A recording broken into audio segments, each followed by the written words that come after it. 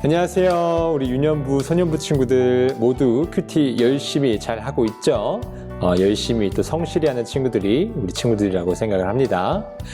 이번 주는 여러분도 큐티를 하면서 잘 알고 있겠지만 계속해서 보았던 누가복음에서 이제 에스라서로 넘어갔습니다.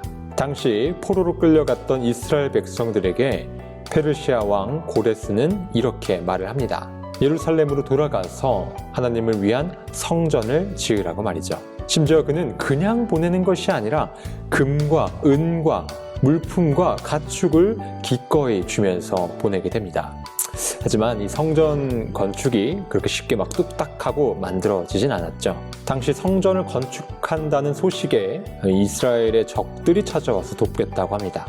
겉으로는 우리가 도와줄게 라고 하지만 결국 자신들의 신도 같이 섬기자고 하는 그런 백성들을 유혹할 생각이었습니다. 물론 당시 이스라엘 지도자들이 이들의 유혹을 거절합니다. 그러자 그 땅 사람들은 유다 백성들의 마음을 약하게 하고 겁을 주어서 건축하지 못하게 합니다. 또한 이들은 당시 왕에게 거짓 보고를 하여 성전 짓는 것을 중단시킵니다. 그러나 하나님께서는 이스라엘 백성들과 계속해서 함께 하시고 계셨답니다. 이후 시간이 흘러 예언자들은 이스라엘 백성에게 성전 건축을 다시 시작하라 라고 하는 그 하나님의 말씀을 전합니다. 물론 또다시 적들이 찾아와 아니 누구 마음대로 성전을 짓냐? 라고 따지죠. 나아가 당시 페르시아의 왕이었던 다리오 왕에게 이 성전 건축해도 되냐? 승인한 거냐? 라고 하면서 편지를 씁니다. 그렇지만 다리오는 문서 보관소에서 한 두루마리를 발견을 합니다. 이 두루마리에는 이렇게 기록되어 있었습니다. 바로 성전을 지을 수 있게 하고 나아가 성전을 지을 때 필요한 것도 기꺼이 지불하라고 말이죠. 그리하여 성전은 다리오 왕 때에 완공이 되었습니다. 이스라엘 백성들은 기쁨으로 하나 되어 봉헌식을 거행합니다. 친구들, 보이지 않는 하나님의 손길이 이스라엘로 하여금 하나님을 다시금 섬길 수 있는 그 길을 여셨고 또 하나님께 예배드릴 성전을 짓는 데 필요한 모든 것을 준비시켜 주셨습니다. 이런 하나님의 선하신 도우심 아래 지도자들은 용기를 얻고 백성들을 이끌어 성전을 지을 수 있었답니다.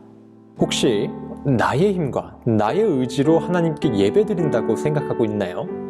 하나님의 도우시는 손길이 없었다면 우리가 하나님께 예배드릴 수 없다는 그 사실을 기억해야 합니다.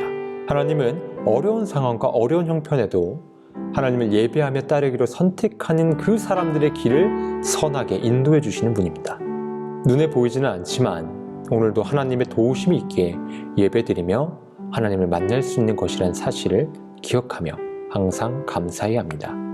사랑하는 친구들, 하나님을 믿지 않는 사람들은 좋은 일이 일어나면 운이 좋았네 혹은 우연히 일어났네 라고 생각을 합니다.